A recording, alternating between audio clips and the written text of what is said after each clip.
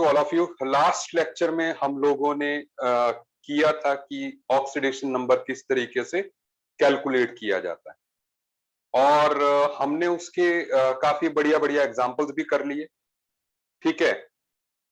लेकिन आज हम आगे प्रोसीड करेंगे, ठीक है। तो हम कुछ एग्जांपल्स, स्पेशल एग्जांपल्स जो है डिस्कस कर लेते हैं।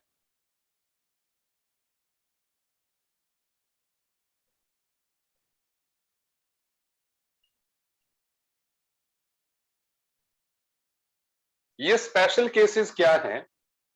ये स्पेशल केसेस वो हैं जहां पे ऑक्सीडेशन नंबर जो है सीधे तरीके से नहीं निकल पाता है, प्रॉब्लम होती है। जैसे 1 is CrO5। CrO5 में मैंने क्रोमियम को अंडरलाइन किया। अगर हम नॉर्मल तरीके से ऑक्सीडेशन नंबर निकालते हैं क्रोमियम का तो +10 आता है, ठीक है बात। लेकिन एक बात का ध्यान रखिएगा, पीरियोडिक टेबल में किसी का भी ऑक्सीडेशन नंबर 8 से ऊपर नहीं जाता, कभी भी नहीं जाता 8 से ऊपर। बहुत एक्सेप्शनल केसेस में भी नहीं जाएगा, ठीक है। तो +8 तक हाईएस्ट ऑक्सीडेशन नंबर जो है, ठीक है। आयुष्मान में आपके लिए जो है ये वीडियो रिकॉर्डिंग इसकी आज फॉरवर्ड कर दूंगा, तो आपको प्रॉब्लम नहीं आएगी, ठीक है, पिछले लेक्चर की। अच्छा, अब सुने। सो क्रोमियम CrO5 जो है क्रोमियम का, मैंने कहा कि +10 आता है अगर आप कैलकुलेट करें। x + 2 × -5 = 0, सो x = +10 आ जाएगा। लेकिन यहां पर क्या है नकुल, मैं रिपीट ही कर रहा हूं, अभी मैंने स्टार्ट ही नहीं किया कुछ जो है, ठीक है। सो क्रोमियम के केस में व्हाट इज ऑब्जर्व्ड कि ऑक्सीडेशन नंबर क्या आता है, कैसे, हमें इसकी स्ट्रक्चर पे जाना होगा। एक्चुअल में जो CrO5 है, CrO5 is observed to have butterfly structure। ये एग्जांपल्स वो हैं बेटा जी जिनको आपने जो है याद रखना। इसकी बटरफ्लाई स्ट्रक्चर होती है।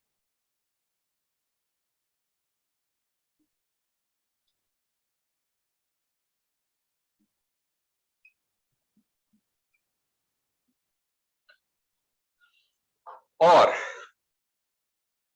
साथ में आपको ये बात भी ध्यान देनी है कि जब भी ऑक्सीजन ऑक्सीजन लिंकेज जहां पे आएगी, जहां पे ऑक्सीजन ऑक्सीजन बॉन्ड आएगा, वो परऑक्साइड लिंकेज होती है।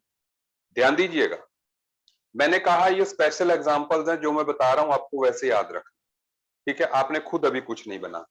सो जहां भी ऑक्सीजन ऑक्सीजन लिंकेज आएगी उसको हम परऑक्साइड लिंकेज बोलते हैं। जैसे दिस इज परऑक्साइड लिंकेज।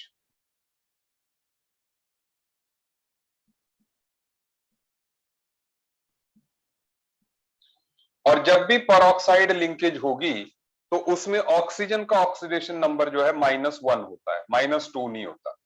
मैंने आपको कहा था कि मैं खुद डील करूंगा उन एग्जांपल्स को जहां पर जो है ऑक्सीजन का ऑक्सीडेशन नंबर जो है -1 होता है। तो ये हो गया। और एक ऑक्सीजन का ऑक्सीडेशन नंबर जो है -2 होता है।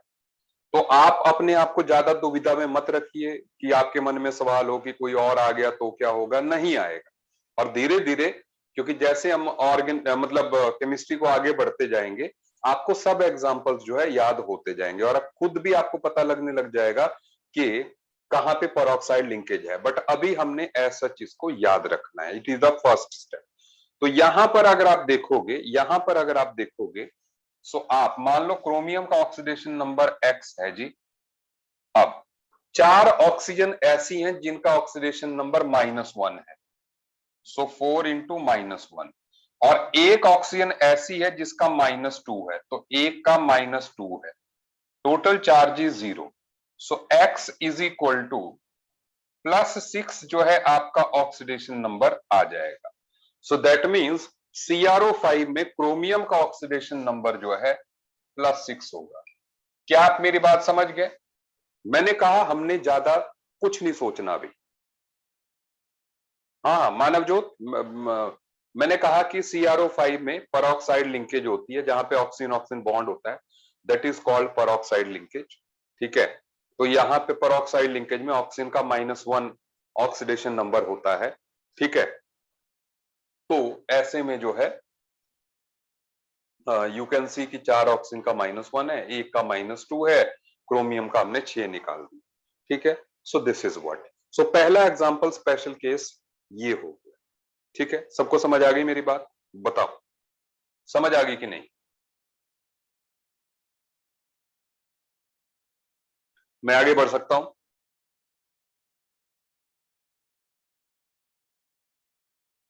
डन।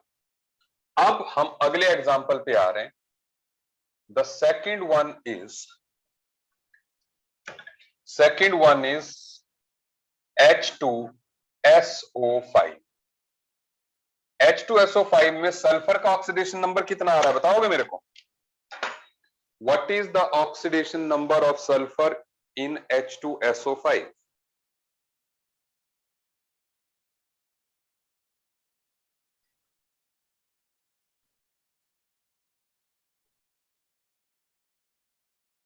बिल्कुल, मानव ज्योत ने सही कहा, +8 आ रहा है। अक्षित सही है। ठीक है, नाइस नाइस, मेरे को सबके रिव्यूज मिल रहे हैं आर्यन। ठीक है ना, सक्षम। सुनो, सुन लो, अब सुन लो कुलमीत, बिल्कुल लक्ष्य है। I have got your message. देख, राजा मन्नान, कुलमीत भगत, एवरीवन। अब सुने, लेकिन लेकिन एक बात असित, तो एक बात कि अगर आप, जो मैंने एक टेबल बनाया था पी ब्लॉक वाला, नकुल सही है, पी ब्लॉक वाला जो टेबल बनाया था उसमें आप देखो ऑक्सीजन फैमिली की रेंज ऑक्सीडेशन नंबर की कहां से कहां तक की। ऑक्सीजन के नीचे ही सल्फर आता है ना, तो सल्फर की हाईएस्ट ऑक्सीडेशन स्टेट कितनी हो सकती? देखो उसमें जो हमने टेबल किया था, +6 -2 टू +6, -2 से लेके +6 हो सकती है। हमारा आ रहा है +8, तो मतलब इसमें भी गड़बड़ है। ठीक है गुरामृत, है ना? सो अब ऐसे में इसमें भी हमें ये देखना पड़ेगा स्ट्रक्चर इसकी, कि H2SO5 की जो स्ट्रक्चर है वो होती है जी ऐसे। H2SO5 की स्ट्रक्चर में भी दो ऑक्सीजन ऐसी हैं जो कि -1 पे, बाकी सारी ऑक्सीजन -2 पे। Is it okay? क्योंकि ये क्या है, again this is peroxide linkage.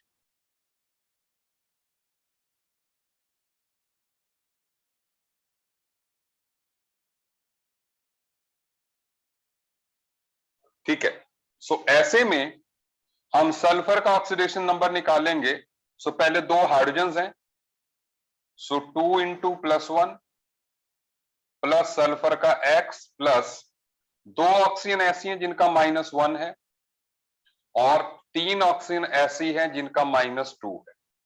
सो ऐसे में X will come out to be 6। So मतलब सल्फर का ऑक्सीडेशन नंबर H2SO5 में +6 होगा। क्या आपको मेरी बात समझ में आ रही है?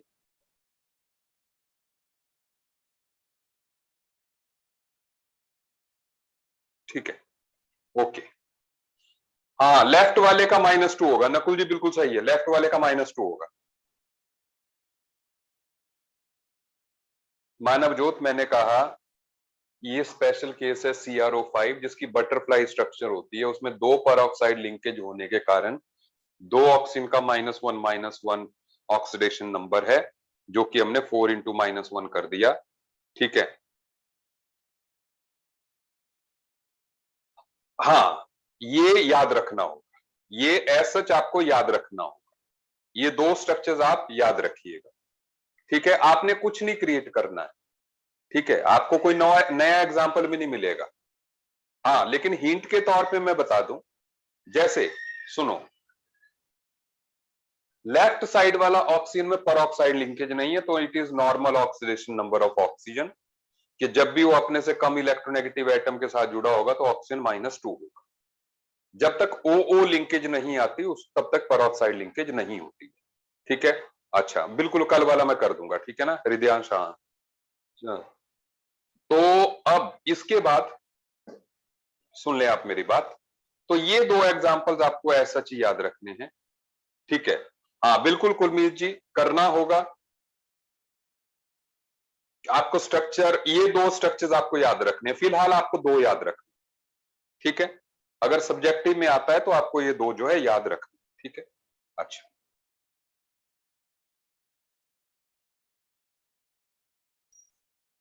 क्योंकि हम ज्यादा अभी नहीं उलझना चाहते, ऐसा नहीं है भाई, हम धीरे धीरे ये सब स्ट्रक्चर्स हमें लॉजिक भी पता चल जाएगा जब हम केमिकल बॉन्डिंग टॉपिक पढ़ेंगे कि आखिर क्यों ऐसा हुआ। बट हम बहुत ज्यादा मिक्सअप नहीं करना चाहते, ठीक है? मैशअप नहीं करना चाहते चीजों को, ठीक है? चलो, राजा मनान को नोट करना था, कोई बात नहीं। अब आगे हम बात कर रहे हैं, दैट इज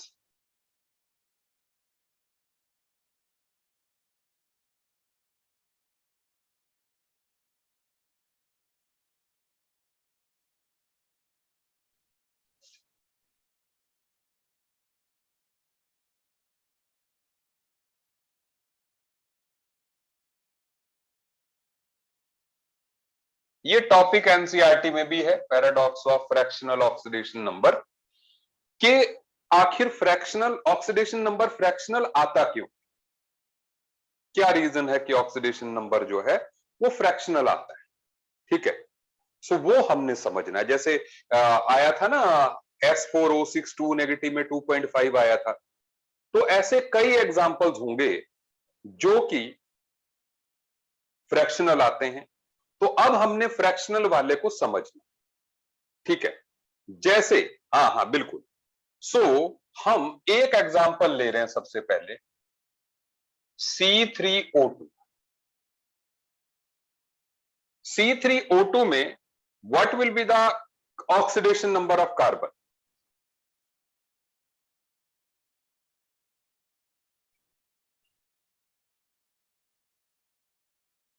4/3। 4/3 आ रहा है। एवरेज ऑक्सीडेशन नंबर जो है आपका +4/3 आ रहा है, नो प्रॉब्लम। सुन लीजिए, अब यहां पर जो मैं बात आपको बताने की ट्राई कर रहा हूं, आप उस बात को समझिए। जो बात मैं समझाने की ट्राई कर रहा हूं, आप उस बात को समझिए। ये जो हम कह रहे हैं +4/3 आया, एक्चुअल में ये एवरेज ऑक्सीडेशन नंबर है, एवरेज है 3 का। अदरवाइज रियल में ऑक्सीडेशन नंबर कभी भी फ्रैक्शनल नहीं होता, ठीक है? वो एक होल नंबर वैल्यू होती है, ठीक है? प्लस या माइनस हो सकता है। देखें तो भाई, फिर अगर हर एक कार्बन का कुछ डिजिट है, फ्रैक्शनल नहीं है, तो फिर किस तरीके से होगा? हमें अगेन स्ट्रक्चर पे जाना पड़ेगा। सो इसकी जो स्ट्रक्चर होती है वो कुछ इस तरीके की होती है।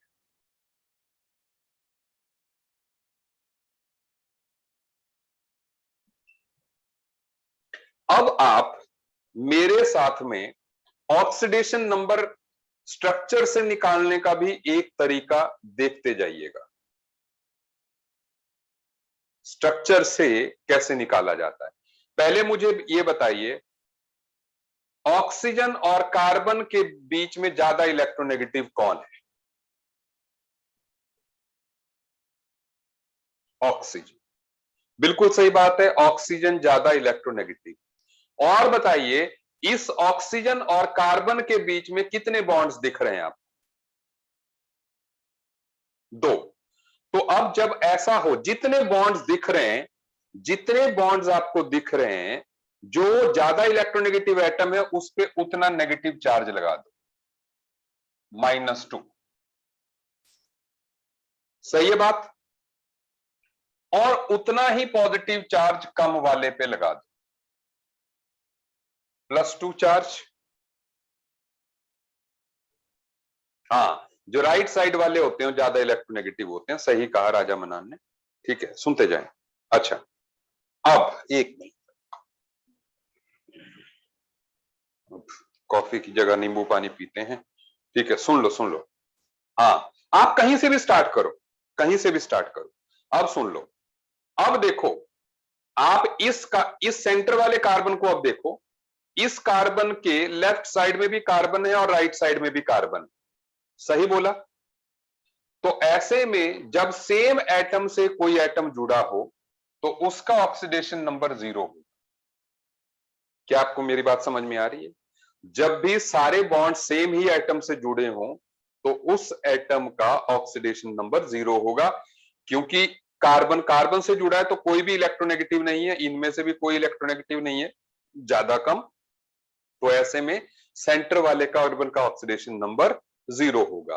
अब सुनो, ये कार्बन इधर तो कार्बन से जुड़ा है तो इसके रिस्पेक्ट में तो 0 है इसका, लेकिन ये कार्बन इस ऑक्सीजन से जुड़ा है। अब बताओ, अगेन कार्बन ऑक्सीजन में ऑक्सीजन ज्यादा इलेक्ट्रोनेगेटिव है, तो ऑक्सीजन पे आ जाएगा -2 और कार्बन पे आ जाएगा +2। सही है बात?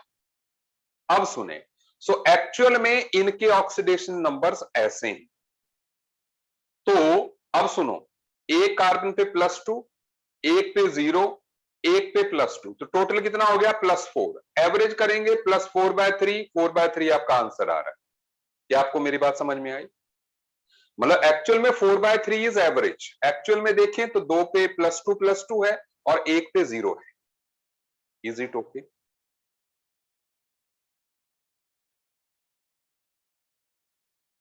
बोलो।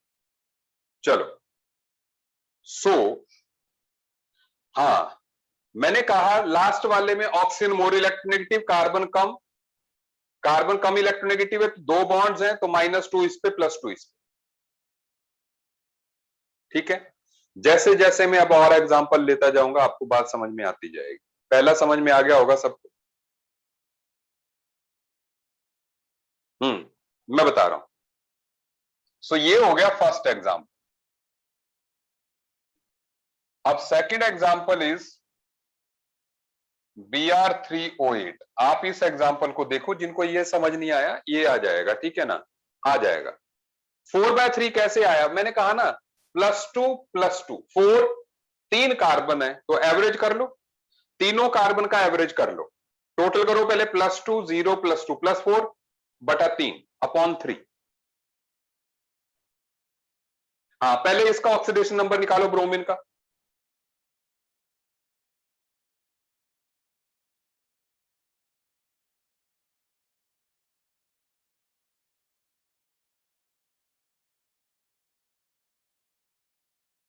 What is the oxidation number? Oxygen is more electronegative than bromine. हाँ बिल्कुल, +16/3, बिल्कुल सही बात है। सो ये आएगा हमारे पास +16/3। ठीक है, +16/3 आएगा। Is that clear? अच्छा, सो अब ऐसे में आप देखिए, आप प्लीज देखें, यहां पर ध्यान दीजिएगा। अब इसकी स्ट्रक्चर को भी हमें ध्यान देना है। ये वो एग्जांपल्स हैं बेटा जी जिनकी स्ट्रक्चर्स आपको ध्यान रखनी है, याद रखनी है।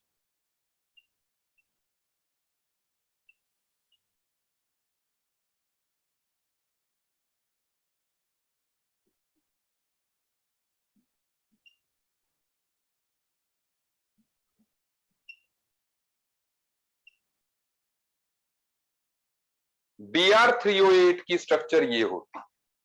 अब देखना, अब मैं फिर से स्ट्रक्चर जो है आपको बता रहा हूं कि किस तरीके से कैलकुलेट करना है, ध्यान दीजिएगा।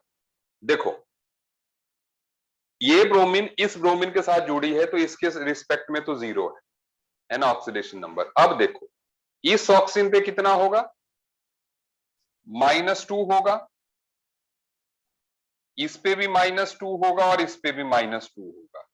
सो और कितने बॉन्ड से जुड़ी है ये? 2 बॉन्ड ये, 2 बॉन्ड ये, 2 बॉन्ड ये, तो टोटल इसके 6 बॉन्ड जो है इसके ऑक्सीजन के साथ है।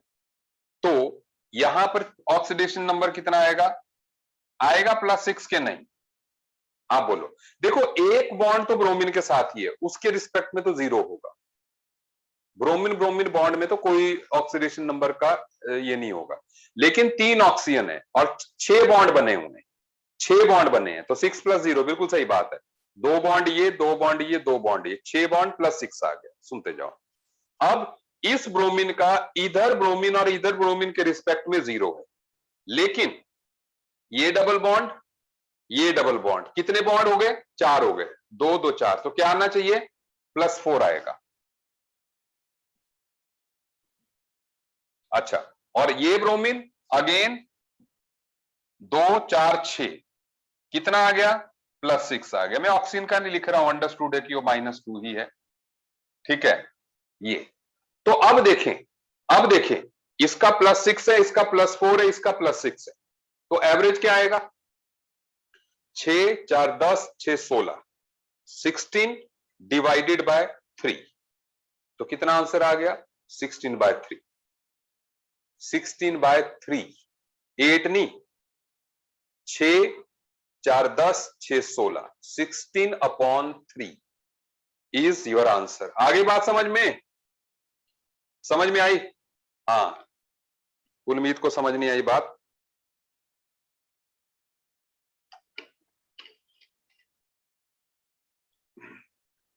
तो मैं फिर से बता रहा हूं, मैंने कहा कि ये ब्रोमीन ने 6 बॉन्ड ऑक्सीजन के साथ बनाए हैं, 2 2 4 2 6, तो 6 बॉन्ड ऑक्सीजन के साथ बनाए हैं। ऑक्सीजन ज्यादा इलेक्ट्रोनेगेटिव है, तो जितने बॉन्ड बनाए उतना +6 करके ब्रोमीन ब्रोमीन के बॉन्ड के रिस्पेक्ट में 0 होगा। ठीक है, मैंने कहा कि सिमिलर एटम्स में 0 होगा। उसके बाद ये ब्रोमीन ब्रोमीन में 0 हो गया। अब ऑक्सीजन ऑक्सीजन ऑक्सीजन, ठीक है, सो 2 2 4, 4 बॉन्ड बनाए ऑक्सीजन के साथ, तो +4 आ गया। यहाँ पे 6 है, 2 4 6, तो +6 आ गया। एवरेज निकालोगे तो वही आंसर आ जाएगा एवरेज का, 6 4 10 6 16, 3 ब्रोमीन एटम है, 16/3 will be the average oxidation number of each bromine. बोलो बेटा जी, समझ में आ रही है मेरी बात कि नहीं? ठीक है, अब जो हमने जो टेट्राथायोनेट आयन किया था, ये S4O6 2 नेगेटिव का, इसका हमने निकाला था +2/5, नहीं नहीं, कितना? 5/2, 5/2 निकाला था। ठीक है, अब इसमें भी अगर आप देखेंगे, सो इसकी स्ट्रक्चर कैसे होती है? इसकी स्ट्रक्चर होती है इस तरीके की। 4 सल्फर लगाने हैं ना इसमें, सल्फर लग गए 4, और ऑक्सीजन ऑक्सीजन O नेगेटिव है, इस टाइम पे O नेगेटिव है, oxygen oxygen and O negative. सुनते जाओ आप मेरी बात, ये है टेट्राथायोनेट आयन की स्ट्रक्चर। इसका जिक्र पहले हो चुका है, आप देखते जाएं। अब देखो, इस सल्फर ने ऑक्सीजन के साथ कितने बॉन्ड बनाए हैं? गिनो, कितने बॉन्ड बनाए हैं? आप सिर्फ बॉन्ड गिनो। 5 बनाए हैं, तो ऑब्वियसली इसका आएगा +5। सही है बात? और देखो, इस सल्फर का क्या आएगा? कोई बताएगा मेरे को? इस सल्फर का क्या आएगा? 0। बिल्कुल, नकुल ने बिल्कुल सही जवाब दिया मेरे को, इसका आएगा 0, और ऐसे इसका भी 0 आएगा, बिल्कुल सही नकुल, और साथ में +5 आएगा इसका। सही है बात? सो अब अगर आप टोटल करें, तो टोटल चार्ज कितना हो गया? +5 0 0 +5, तो +10 हो गया टोटल, डिवाइडेड बाय 4, 10/4 कितना हो गया? 2.5। सही है बात? क्या आपको मेरी बात समझ में आई?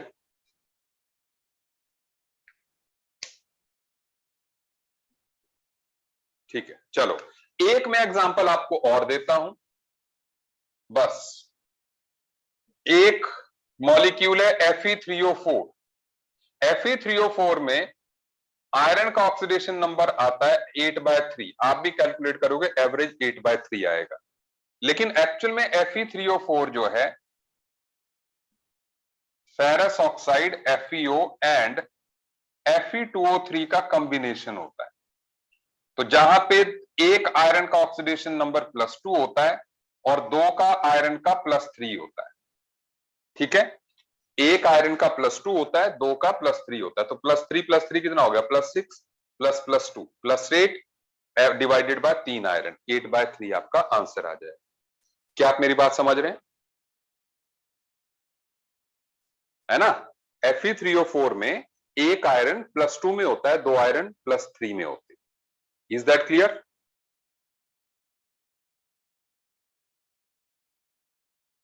चलिए नोट करते जाइए साथ साथ में।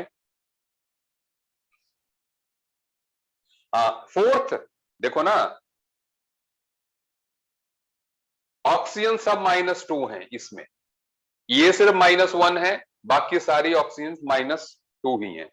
इसमें मैंने कहा Fe3O4 का आप याद रखेंगे कि Fe3O4 में एक आयरन +2 वाला होता है, 2 आयरन +3 वाले होते हैं। मतलब अगर इसमें Fe2O3 में आप एक आयरन का ऑक्सीडेशन नंबर निकालेंगे, +3 आएगा।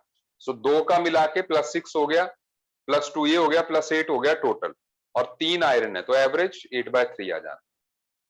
Is it okay?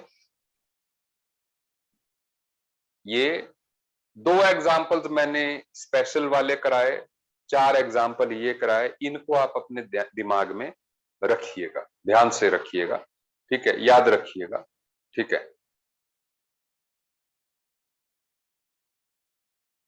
मैं मिटा दूं, आगे बढ़ सकते हैं? आपको समझ में आ गया, जो बोर्ड पे लिखा है सब कुछ समझ में आ गया? आर्यन को समझ में आ गया, ठीक है, अक्षत को आ गया, बहुत बढ़िया बहुत बढ़िया, ठीक है, ओके ओके, राजा मनान को भी आ गया, नाइस, अस्तित्व को आ गया, आनंदी को आ गया। फोर्थ एग्जांपल में आनंदी को एग्जांपल तू नोट कर ले सीधे सीधे इसको कि Fe3O4 में एक आयरन +2 में होता है और 2 आयरन +3 में होते हैं। मतलब ये है सिचुएशन, एक आयरन +2 में है, 2 आयरन +3 में। उसकी मैंने स्ट्रक्चर नहीं बनाई क्योंकि वो आयनिक कंपाउंड है इसलिए।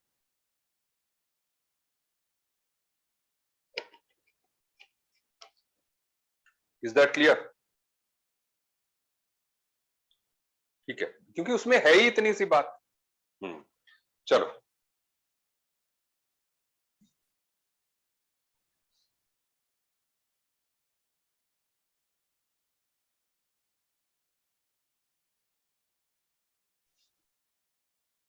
अब अभी चलो, अभी हमने जो है एक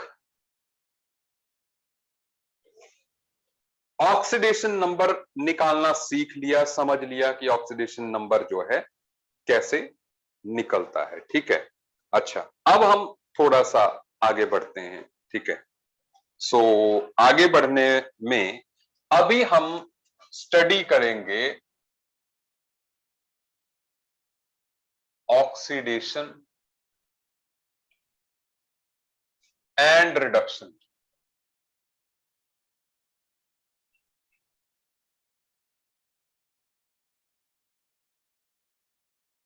सो बेसिकली हमने ये समझना है कि ऑक्सीडेशन क्या होता है और रिडक्शन क्या होता है, ठीक है।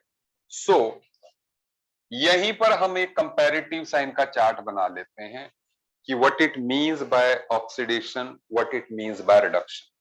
सो सबसे पहले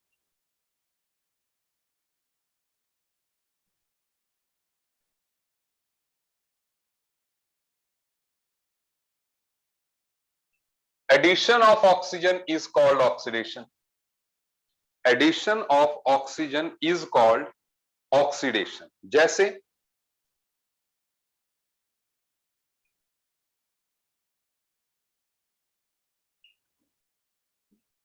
तो हम कहेंगे कि मैग्नीशियम की ऑक्सीडेशन हो, ठीक है। दूसरा रिडक्शन हो गया,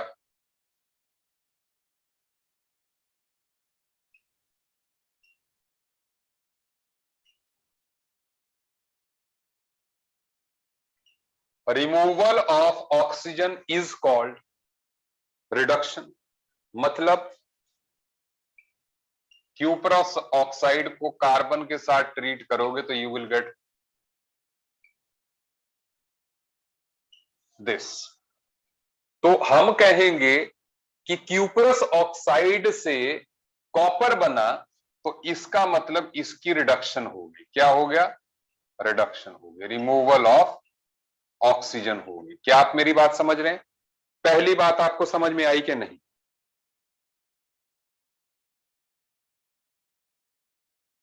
सबको मेरी बात समझ में आ गई? एग्जाम्पल से समझ में आ गई? Okay, now the second one is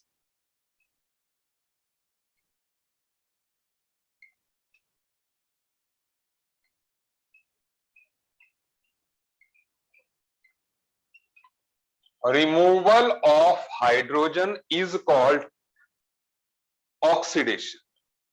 जैसे H2S plus Cl2 gives you sulfur plus 2HCl। तो ऐसे में हम कह रहे हैं कि इस रिएक्शन में H2S की ऑक्सीडेशन होगी। जब भी किसी कंपाउंड में से, किसी मॉलिक्यूल में से हाइड्रोजन रिमूव होगी, सो हम कहेंगे कि क्या हो गया? ऑक्सीडेशन हो गई।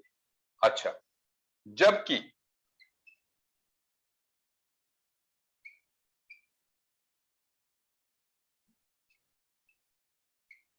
Addition of hydrogen is called reduction. जैसे H2 plus sulphur giving you H2S, so हम कहेंगे कि सल्फर की क्या हो गई? रिडक्शन हो गई। सल्फर में addition of hydrogen is called reduction. बिल्कुल सही बात है। तो सल्फर में हाइड्रोजन ऐड हो गई, सो H2S बन गया। ठीक है, सो रिडक्शन होगी। अच्छा, द थर्ड,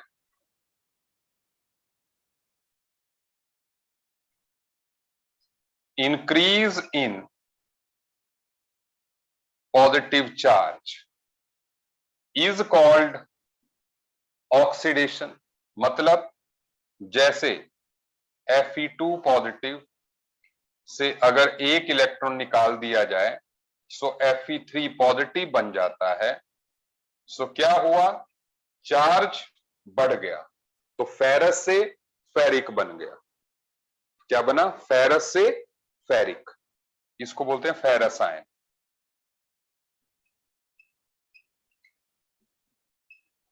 और ये क्या बन गया? Ferric ion. सो फेरस से फेरिक बन गया।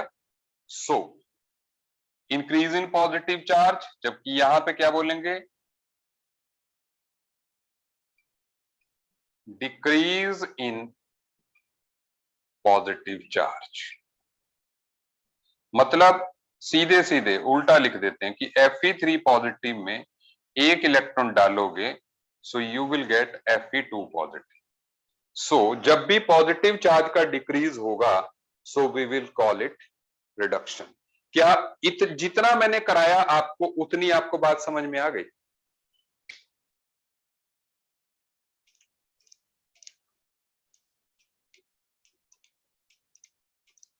चलिए, बहुत बढ़िया, बहुत बढ़िया।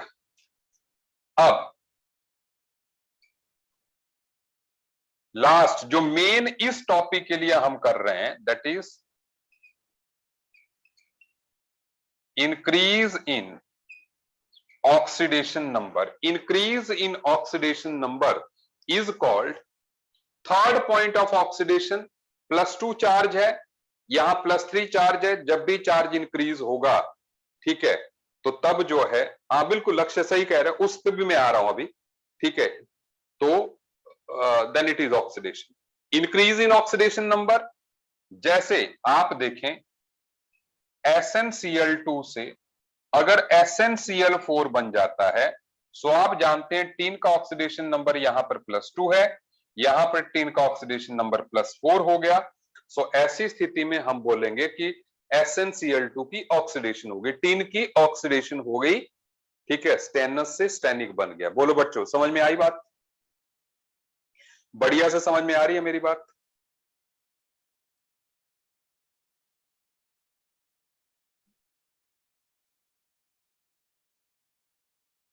चलिए, नेक्स्ट थिंग यहां पर, that is decrease in oxidation number.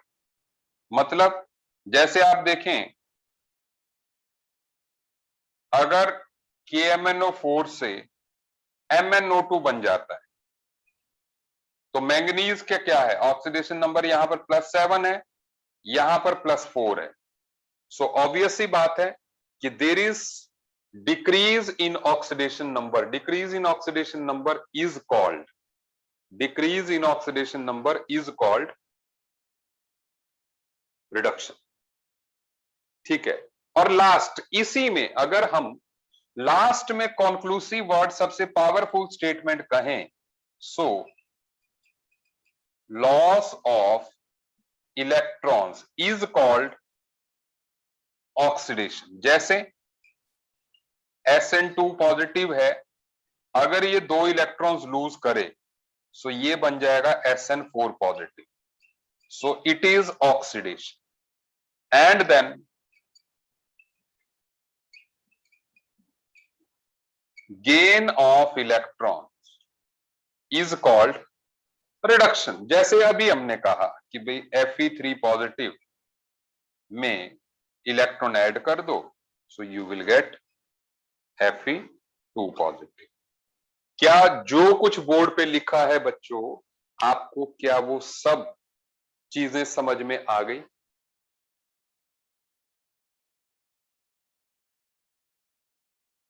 बहुत बढ़िया, बहुत बढ़िया। ठीक है।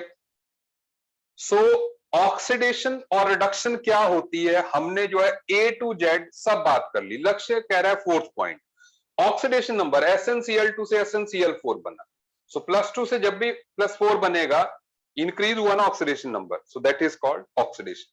यहां रिडक्शन हो रही है। KMnO4 में मैंगनीज का ऑक्सीडेशन नंबर +7 आ रहा है, MnO2 में +4 आ रहा है, डिक्रीज हुआ ना मैंगनीज का oxidation number, so there is reduction. K को छोड़ो, तो मेन एलिमेंट की बात करो। हम रिएक्शन को बैलेंस नहीं कर रहे हैं, हम रिएक्शन को नहीं बैलेंस कर रहे हैं, हम सिर्फ एक एलिमेंट की बात कर रहे हैं कि मैंगनीज की ऑक्सीडेशन हुई या रिडक्शन। अभी बैलेंसिंग हमारा अगला हिस्सा है टॉपिक का। ठीक है, अभी सिर्फ हम एलिमेंट की दिखा रहे हैं भाई, ये से ये बनेगा तो ऑक्सीडेशन हुई या रिडक्शन हुई। ठीक है। तो देखो हमने पूरे डिटेल में जो है ऑक्सीडेशन रिडक्शन की डेफिनेशन को समराइज कर लिया। सो मैं मान के चल रहा हूं कि जो बोर्ड पे लिखा हुआ है इस टाइम पे वो सब बच्चों को समझ में आ चुका है। डन, आगे बढ़े।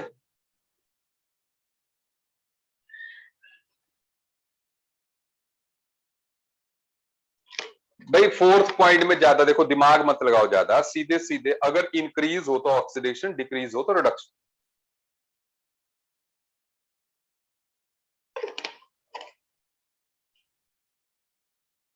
कोई भी दुनिया की कोई भी सिचुएशन, इंक्रीज हो ऑक्सीडेशन, डिक्रीज हो रिडक्शन, मैथमेटिकली जो होता है, मतलब अगर कहीं पे -2 है तो -1 हो जाए तो भी इंक्रीज हो गया, तो दैट इज ऑल्सो ऑक्सीडेशन।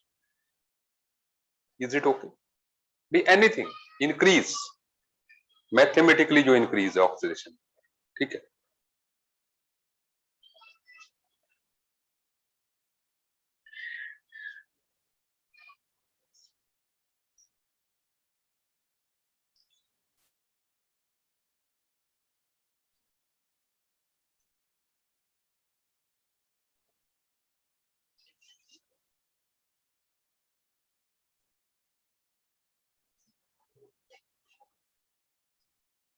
अब इसके बाद नेक्स्ट थिंग दैट इज, अब हम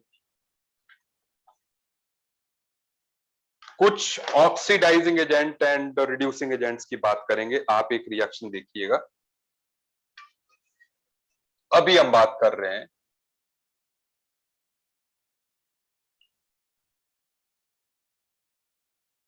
ऑक्सीडाइजिंग एंड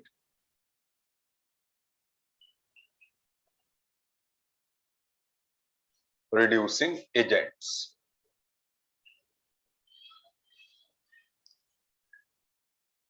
हम एक रिएक्शन लिख रहे हैं, HNO3 plus H2S, HNO3 plus H2S giving you NO plus sulfur plus water। मैंने इसको बैलेंस नहीं किया है, हम कर भी सकते हैं।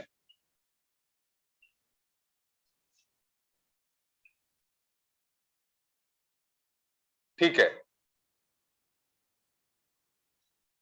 ये ठीक है। अब सुनो, रिएक्शन ध्यान दीजिएगा।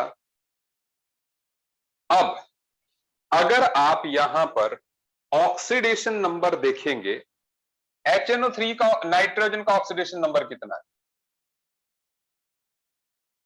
+5। सल्फर का कितना है? -2। नाइट्रोजन कितना है? +2। सल्फर कितना है? 0। जो मैंने आपको मार्क करके दिए हुए ऑक्सीडेशन नंबर, उन्हीं में चेंज आया है, बाकी सभी एटम्स के ऑक्सीडेशन नंबर जैसे के तैसे। मतलब जैसे ऑक्सीजन यहां पे -2 है, सो वाटर में भी -2 है। हाइड्रोजन अगर +1 है दोनों में, तो प्रोडक्ट में भी +1 है। मतलब जो आपको हाईलाइट करके दिए हैं उन्हीं में बदलाव आया है। Is it okay? मेरी बात सुन रहे हैं सारे लोग? ठीक है। अब एक बात हम देखें, एक बात कि आप जानते हैं कि यहां पर नाइट्रोजन की क्या हुई है? नाइट्रोजन की क्या हुई है? ऑक्सीडेशन हुई है कि रिडक्शन हुई है? आप बताइए, नाइट्रोजन की ऑक्सीडेशन हुई है कि रिडक्शन हुई है?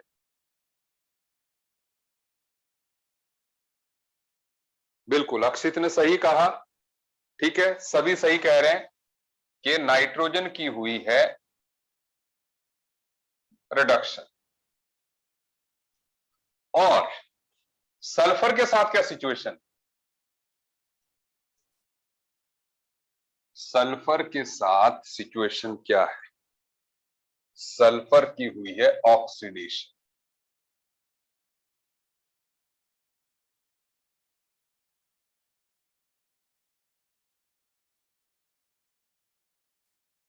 ठीक है, बिल्कुल सही बात है। तो ऐसे में मेरी बात को ध्यान दीजिएगा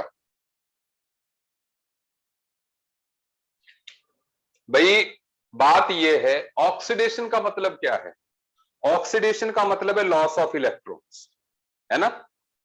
सो जो इस सल्फर ने इलेक्ट्रॉन्स लूज किए होंगे, वही तो HNO3 ने गेन किए होंगे ना, तभी उसकी रिडक्शन हुई।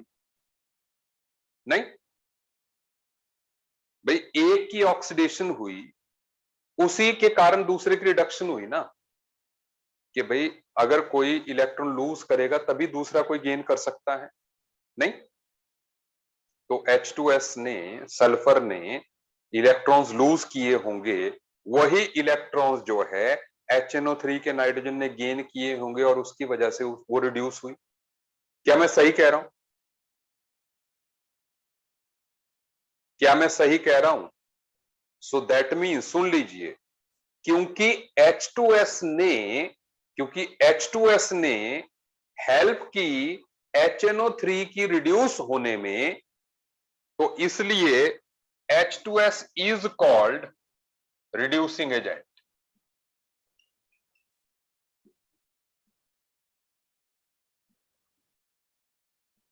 और वैसे ही ये कैसे दे सकता है अगर कोई लेने वाला नहीं होगा? तो HNO3 ने जो इलेक्ट्रॉन्स लिए, तो इसने H2S को इलेक्ट्रॉन्स देने में हेल्प की। सो इसलिए HNO3 is called oxidising agent.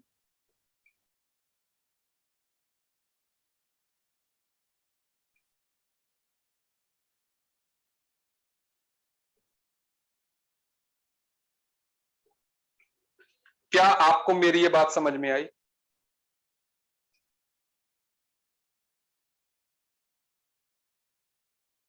तो मतलब जो स्पीसीज खुद रिड्यूस होती है वो ऑक्सीडाइजिंग एजेंट है, और जो खुद ऑक्सीडाइज होता है वो रिड्यूसिंग एजेंट है। है ना। एजेंट, एजेंट संचित जी, देखो समझो समझो समझो समझो, ठीक है। Mahak ji, same element has different oxidation number, so it is called redox reaction. भाई किसी केमिकल रिएक्शन के दौरान जो है, रिडॉक्स रिएक्शन के दौरान हमने पहली डेफिनेशन ये लिखी थी कि ऐसी रिएक्शन जिसकी की जिसमें ऑक्सीडेशन और रिडक्शन दोनों होती हो, that is called redox reaction. तो ऑक्सीडेशन कब होगी? जब एक एलिमेंट के ऑक्सीडेशन नंबर्स चेंज होंगे, इंक्रीज होगा तो ऑक्सीडेशन होगी, डिक्रीज होगा तो रिडक्शन होगी, है ना। यही मतलब है। अच्छा, देखो कई लोगों को कंफ्यूजन आ रहा है, मैं बता दूं। जैसे ट्रैवलिंग एजेंट आपने सुन रखा है, ट्रैवलिंग एजेंट। अब मान लो किसी ने जो है ट्रैवल करने के लिए सिंगापुर जाना है, तो वो ट्रैवलिंग एजेंट के पास पैसे लेके आता है ना। तो फिर ट्रैवलिंग एजेंट ऐसा तो नहीं करता कि उससे पैसे लेता है और खुद घूमने चला जाता है सिंगापुर, ऐसा तो नहीं होता। ट्रैवलिंग एजेंट वहीं पे रहता है, वो दूसरे को ट्रैवल करने में हेल्प करता है ना। ट्रैवलिंग एजेंट वहीं पे बैठा रहता है, it helps other to travel. तो इसलिए वही चीज जो है हमारे ऑक्सीडाइजिंग और रिड्यूसिंग एजेंट कर, वो दूसरे को हेल्प कर रहे हैं, ऑक्सीडाइज ये रिड्यूस करने में हेल्प कर रहा है या ऑक्सीडाइज करने में हेल्प कर रहा है। Is it okay? Is it fine? Is it fine? Have you got everything? Okay, अब सुने।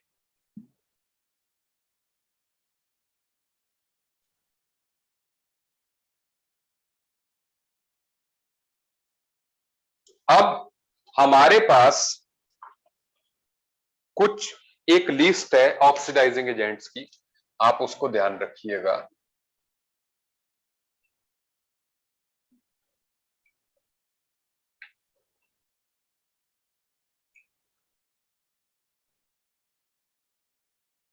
कुछ इंपॉर्टेंट ऑक्सीडाइजिंग एजेंट्स,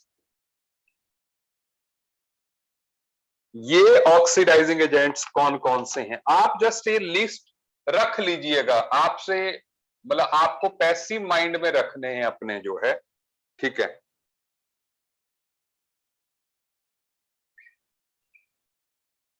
रटने नहीं है।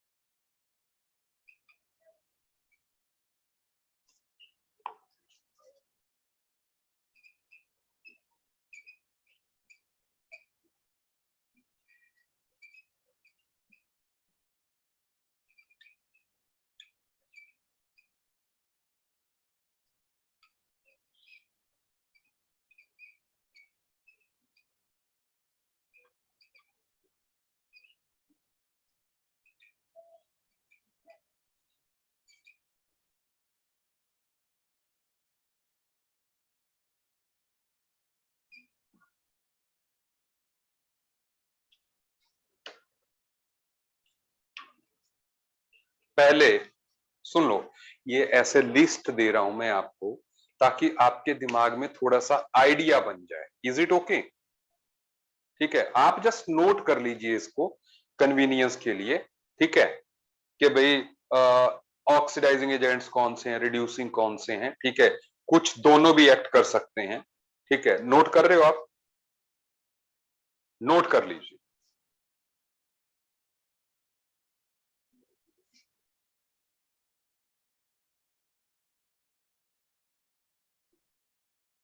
नोट करते जाइए।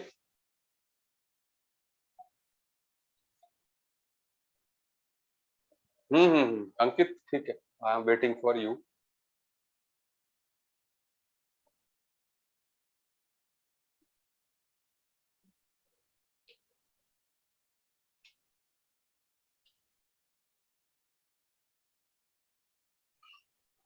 H I, first one is H I.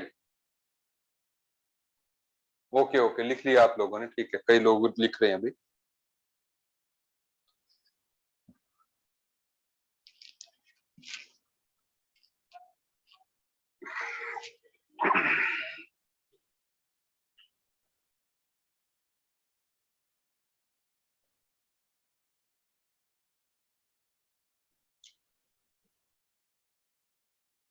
अच्छा,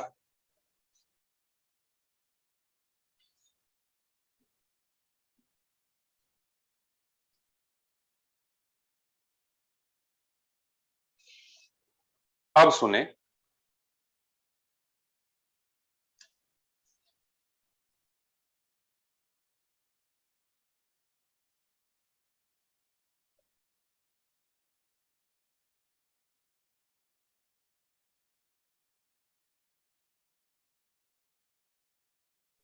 याद रखने वाली बात, पहला पॉइंट,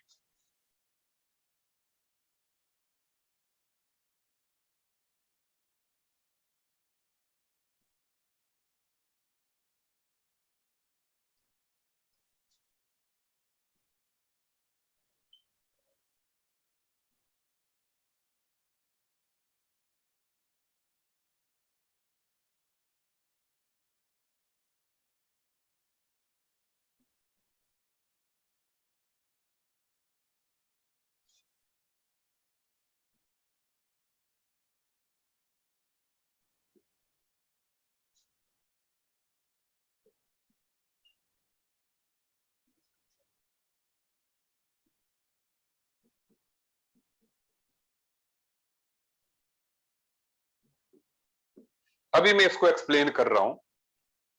एग्जाम्पल दिखा देता हूं पहले।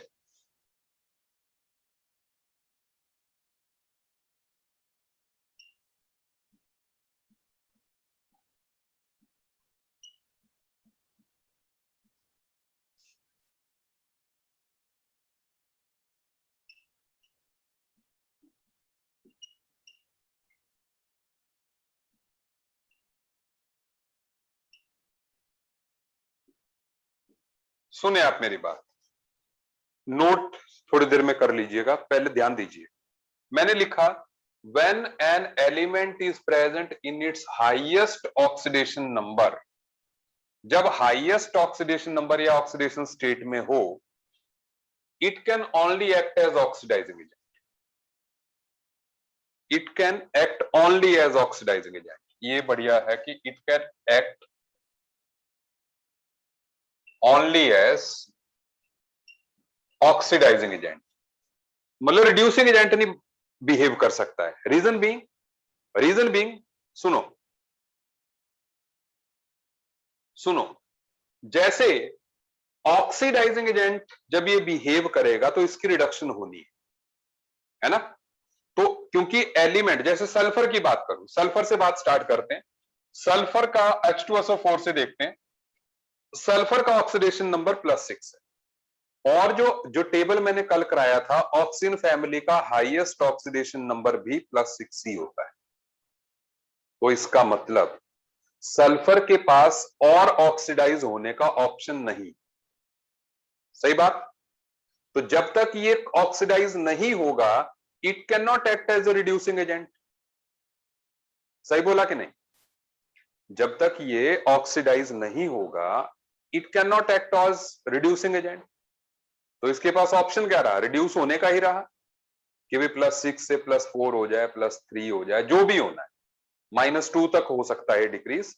तो इसका मतलब ये फिर ऑक्सीडाइजिंग एजेंट ही बिहेव कर सकता है। क्या आपको मेरी बात समझ में आई?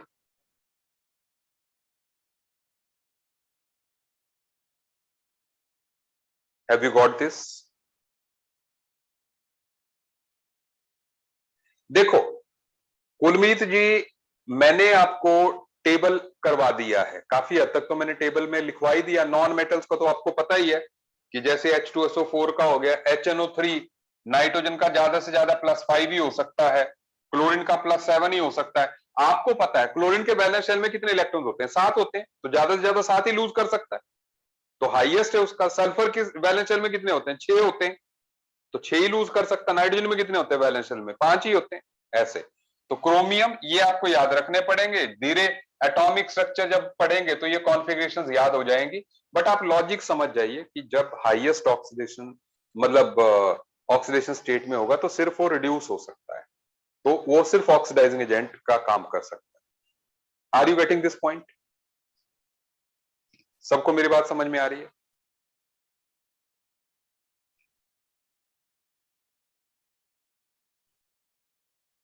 अच्छा, चलिए अगला।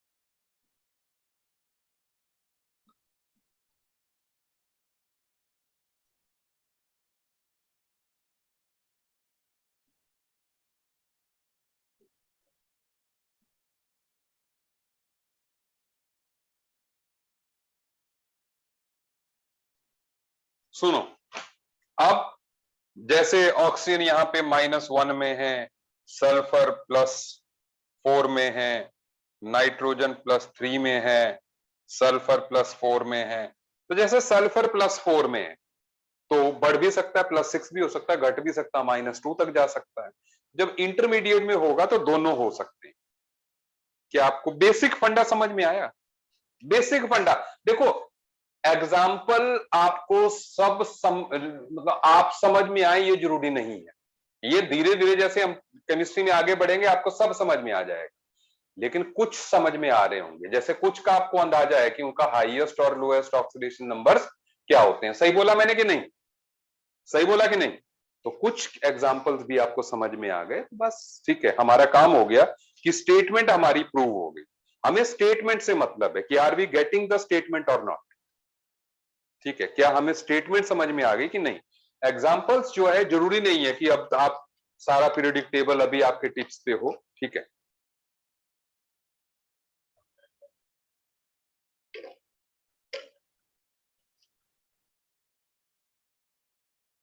नोट कर लिया बेटा जी आपने?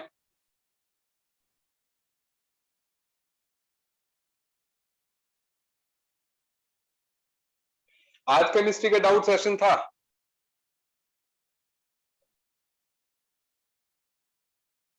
केमिस्ट्री का डाउट सेशन था आज।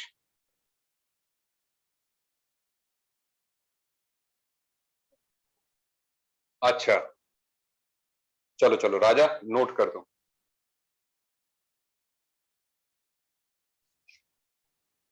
क्या हुआ डाउट सेशन में आज?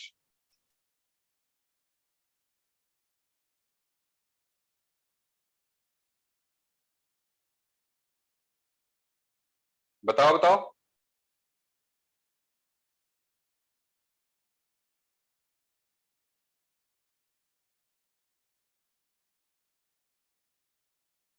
मॉड्यूल करवा रहे हैं सर? बढ़िया से हो रहा है मॉड्यूल?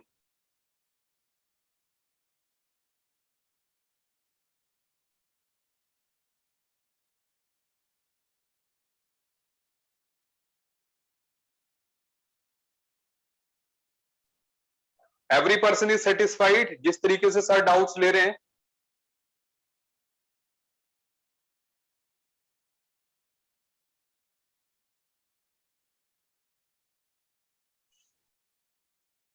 अच्छा, कुछ क्वेश्चंस जो है वो समझ नहीं आ रहे हैं, ठीक है ना? आप मेरे को बता देना मॉड्यूल, एक बार मैं भी आपसे डिस्कस कर लूंगा, फिर जो है एक बार आप सर से पूछ लें, फिर जो है ठीक है। हाँ कोई बात नहीं, अलग फार्मूला कराया था, आप कीजिए उसको बढ़िया।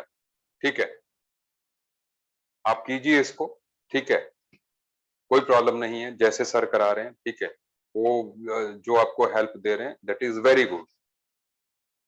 बट मैं चाहता हूं कि अच्छा मॉड्यूल की पीडीएफ नहीं है संचित के पास। चलो मैं फिर से रीलोड करवाता हूं, उसको अपलोड करवाता हूं फिर से। ठीक है,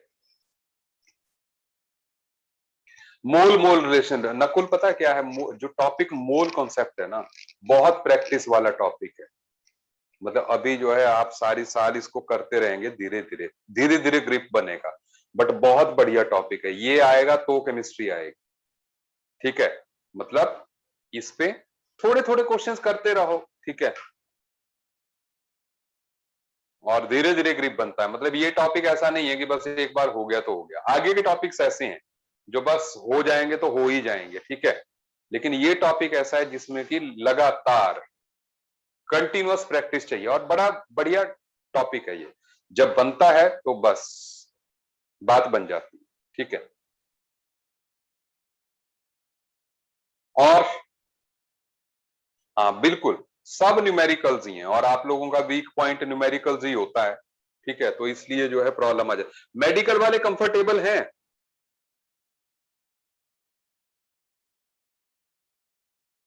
मेडिकल वालों का मॉड्यूल अलग है। अब एक अनजान कुछ नहीं करना है आपने। ठीक है, मेडिकल वालों का मॉड्यूल अलग है। केशव कह रहा है अलग है, नीचे नीट लिखा हो उसमें।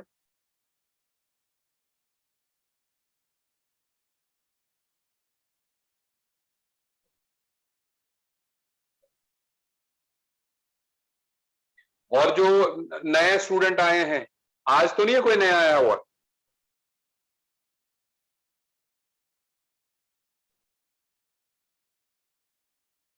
आज तो नहीं है कोई नया? अच्छा, मेरी बात सुने अब। जो नए स्टूडेंट आए हैं ना, वो मेरे पुराने लेक्चर देख रहे हैं कि नहीं देख रहे हैं? ईशान, हाँ मेरे पुराने लेक्चर्स देखो, ठीक है, वहां तक कर लो, क्योंकि अगली क्लास में बस एक लेक्चर और है, उसके बाद आगे जो है मैं कंसंट्रेशन टर्म्स पे आ जाऊंगा, तो मेरे को जरूरत पड़ेगी उनकी। उन वीडियोस को रिवाइज करो एक बार जो है सारे।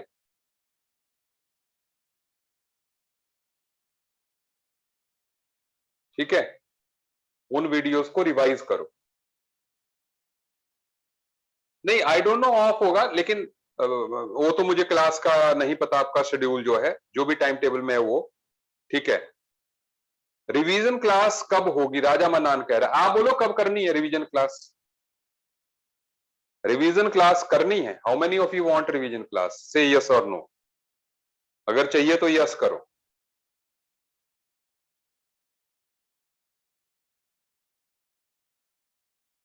नकुल नो कर रहा है, रिदम यस कर रही है, ठीक है यस। अच्छा ये बोलो, डाउट सेशन में रिवीजन क्लास दिलवा दूं, डाउट सेशन में रिवीजन क्लास दिलवा दूं।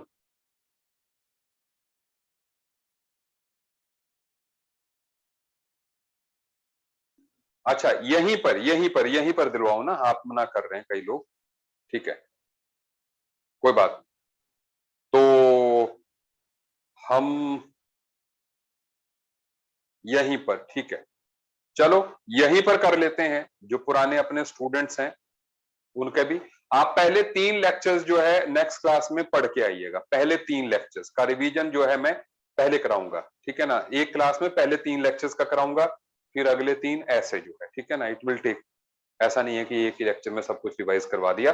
फर्स्ट 3 लेक्चर्स में पहले रिवाइज, हाँ दोनों मॉड्यूल अलग हैं बिल्कुल, ठीक है। चलिए मिलते हैं नेक्स्ट क्लास में, आज इतना ही करेंगे हम, ठीक है ना, मिलते हैं नेक्स्ट क्लास में, ठीक है, okay bye bye to all of you, thank you.